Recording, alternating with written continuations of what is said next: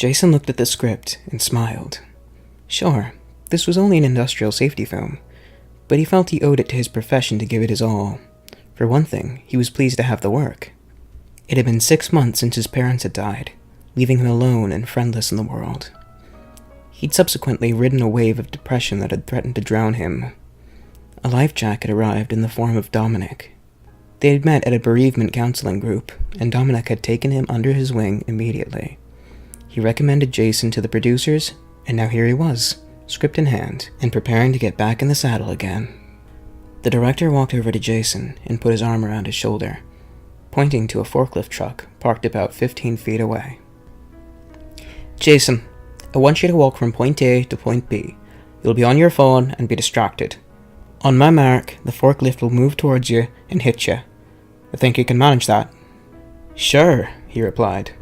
Do I have to play dead? No, the director laughed. We need you to scream, my boy. Summon your inner Fey Ray and give it all you've got, okay? He nodded his affirmation and took his mark. Once the director called action, he slowly walked across the warehouse floor, lost in the static screen on the dummy phone they'd given him. He heard the forklift moving towards him and prepared for his moment.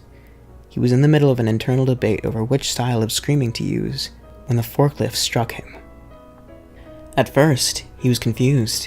He stared down at the tines of the truck, fully penetrating his abdomen, and wondered how this had been fucked up so badly. He couldn't scream like he was supposed to, and somewhat bizarrely, worried about going off script.